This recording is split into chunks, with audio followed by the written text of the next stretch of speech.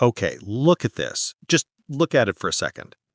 If you were born anytime between, say, 1970 and 2005, this image right here, it probably hits you somewhere deep in your chest.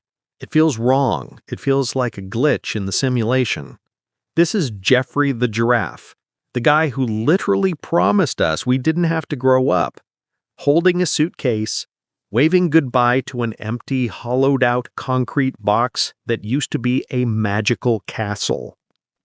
In June 2018, when the last U.S. stores locked their doors, it wasn't just a shop closing. It felt like a funeral for American childhood.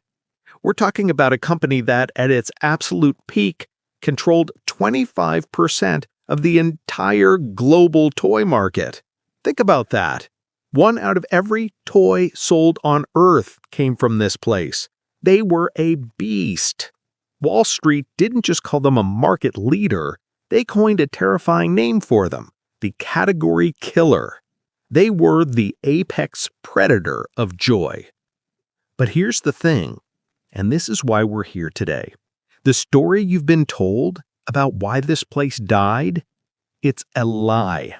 Or at least a lazy half-truth. You've probably heard the standard headline, Amazon killed Toys"R"Us.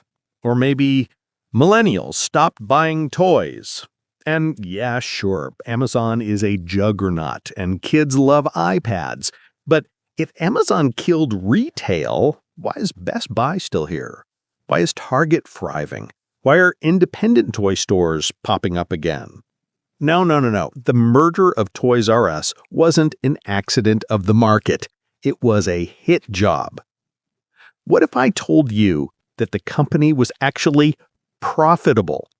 What if I told you that in the years leading up to the collapse, they were generating billions in revenue, but they couldn't spend a dime of it on fixing their dirty stores or slow website because they were drowning in debt they didn't ask for?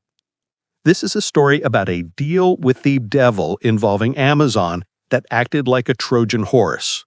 It's about a group of private equity firms that loaded a healthy company with $5.3 billion in debt, paid themselves nearly $500 million in fees while the ship sank, and then fired 33,000 employees without a single cent of severance. We're going to dig into the forensic evidence of how the world's biggest toy store went from a category killer to a carcass picked clean by vultures.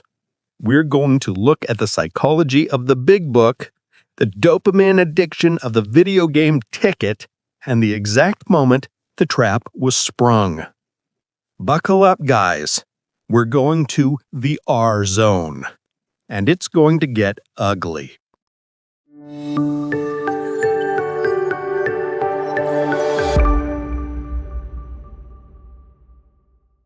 So, how did we get here? To understand the crash, you have to understand the height of the flight. And it starts with a guy named Charles Lazarus. Now, Charles was a cryptographer in World War II. He cracked codes for the Army. And when he came back to Washington, D.C. in 1948, he looked around at his buddies and he cracked the ultimate code of the American economy. He saw a pattern. All his friends were getting married, and they were all, well, let's just say they were getting busy. Lazarus realized a baby boom wasn't just a demographic shift, it was a gold mine.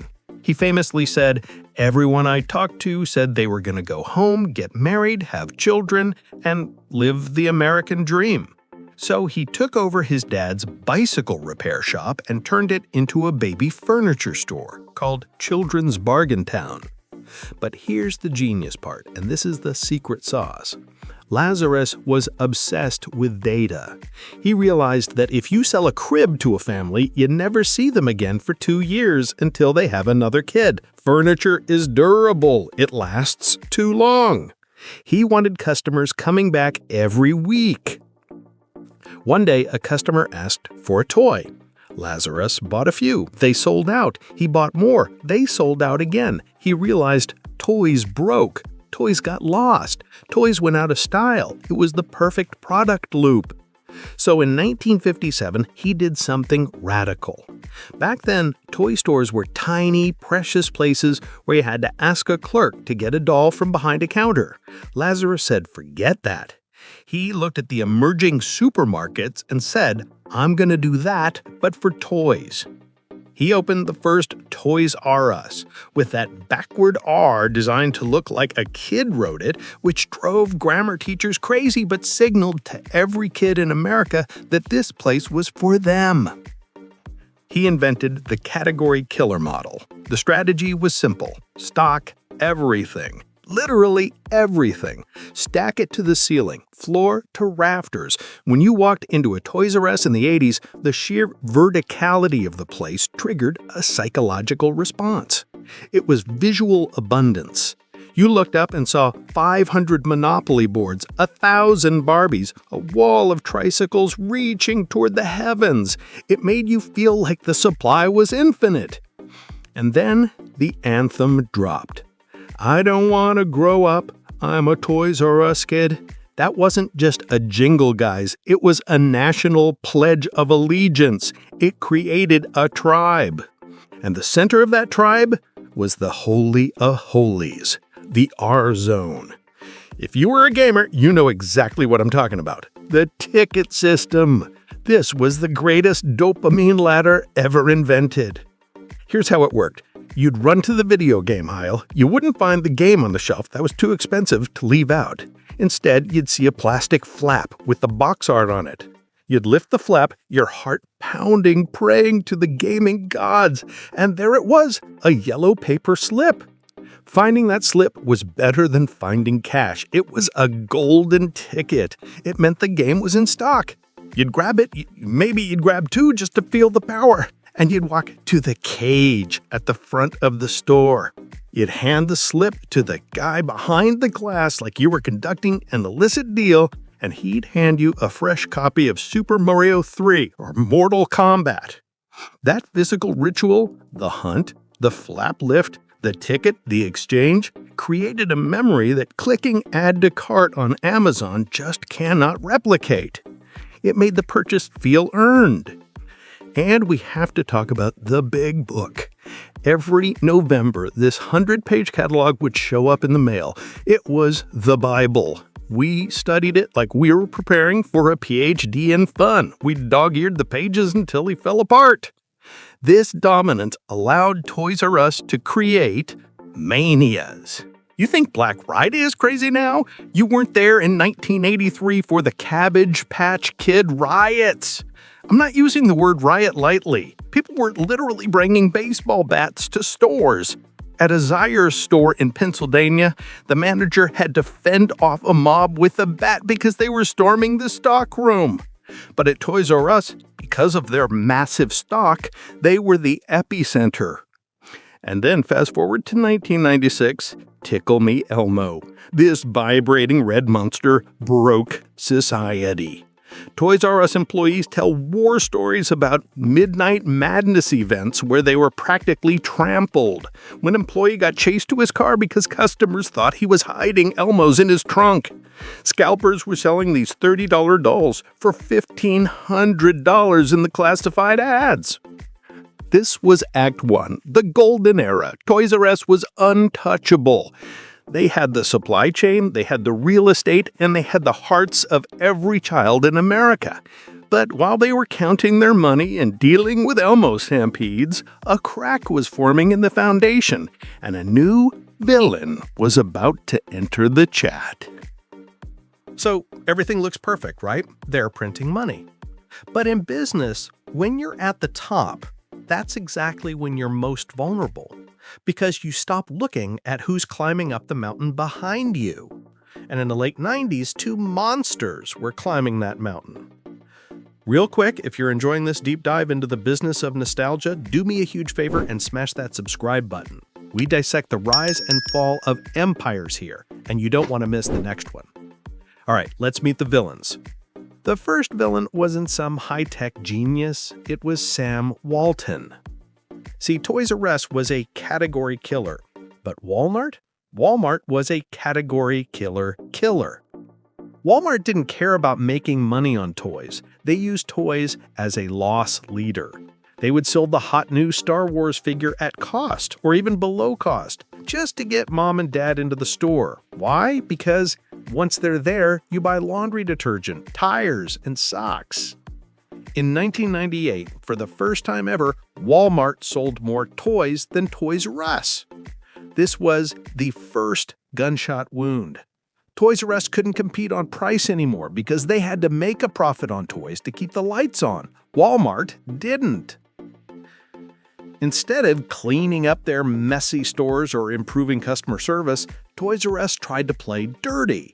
They went to the toy makers, Mattel, Hasbro, and basically said, if you sell your hot toys to Costco or Sam's Club, we won't stock them. They tried to bully the market. The Federal Trade Commission said, no, that's illegal, and sued them. ToysRUs lost in 1998. So now they had no legal way to stop the discounters. They were exposed. But the real fatal wound, the one that actually killed them, that came from a handshake deal with a little online bookstore called Amazon. This is the missed opportunity that should be taught in every business school until the end of time. It's the year 2000. The dot-com boom is exploding. ToysRUs had tried to launch their own website, ToysRUs.com, in 1999, and it was a disaster. They took too many orders, they couldn't ship the boxes, and thousands of kids woke up on Christmas morning with IOU notes. It was a PR nightmare. So the CEO, John Eyler, looks at Amazon. At this time, Amazon is losing money. They are just the book guys. Eyler thinks, hey, I know toys. These nerds know servers. Let's partner up. In August 2000, they signed a 10-year exclusive deal. ToysRUs agreed to pay Amazon $50 million a year plus a percentage of sales. In exchange, ToysRUs became the exclusive toy seller on Amazon. If you went to ToysRUs.com, it redirected you to Amazon. Do you see the problem yet? This was a Trojan horse. By outsourcing their online business to Amazon, ToysRUs stopped learning.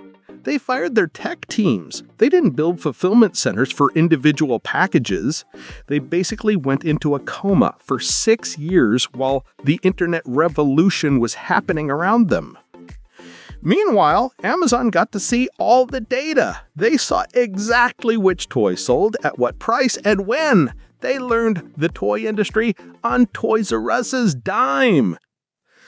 By 2004, Amazon realized, wait, why do we need these guys? They started letting other sellers on toys on the platform, breaking the exclusivity. ToysRUs sued them and eventually won the right to break the contract in 2006. But it was too late. They had lost the most critical years of e-commerce development. They were starting from scratch in 2006, while Amazon was already a god. But wait, it gets worse. If Amazon was the illness, private equity was the executioner. In 2005, ToysRUs was still struggling, but it was alive. It had cash. It owned its real estate. It could have turned things around. Enter the private equity firms, Bain Capital, KKR, and Vornado. They bought the company for $6.6 billion, but they didn't pay with their own money. Oh no, that's not how a leveraged buyout works. They put down about $1.3 billion of their own cash and borrowed the rest, a staggering $5.3 billion. And here is the kick in the teeth. They didn't take on that debt themselves. They loaded it onto ToysRUs. Overnight, ToysRUs went from a company that could spend its profits on new carpets that are light and a new website to a company that had to pay $400 to $500 million every single year just in interest payments to the banks. Imagine you have a credit card bill that takes 97% of your paycheck every month. How are you going to fix your roof? How are you going to buy new clothes? You can't. You're just working to die. And while the company was suffocating, the owners, Bain, KKR, and Vornado, were charging Toys R Us advisory fees. They paid themselves over $180 million just to manage the company they were destroying. For 12 years, the company was a zombie. CEO Jerry Storch tried to fix things. He wanted to integrate the web and the stores, but every time he wanted to spend money, the debt covenants said no. When Apple was reinventing retail with the Genius Bar, Toys R Us looked like a garage sale. The dopamine ladder was broken. It wasn't fun anymore, it was just a sad, expensive warehouse. So, you have a company that can't invest, can't compete on price, and has no online presence. It's a ticking time bomb. And in 2017, the timer hit zero. September 2017, Toys R Us files for Chapter 11 bankruptcy. Now, usually, this just means reorganization. You shed some debt, close the bad stores, and come back stronger. That was the plan. But the timing was catastrophic. It was right before the holidays. When parents heard bankruptcy, they panicked. They thought, if I buy a gift there, can I return it in January? Are gift cards going to work? So they stayed away. Then the toy makers panicked too. Mattel, Hasbro, Lego. They looked at the debt and said, we're not shipping you the Star Wars toys unless you pay cash up front. The shelves went bare. It was a death spiral. In March 2018, the announcement came. Total liquidation. All 735 U.S. stores. Game over. But here is the part that should make your blood boil. The villain arc isn't done yet. Right before filing for bankruptcy, literally days before, the top executives at Toys R Us paid themselves $8.2 million in retention bonuses. The CEO, David Brandon, took millions while the ship was going down, arguing they needed to be paid to steer the ship through the storm. Meanwhile, the 33,000 employees who actually worked the registers, stocked the shelves, and wore the Jeffrey name tags, they were told there was $0 for severance. Think about that. If you worked there for 30 years, you got nothing.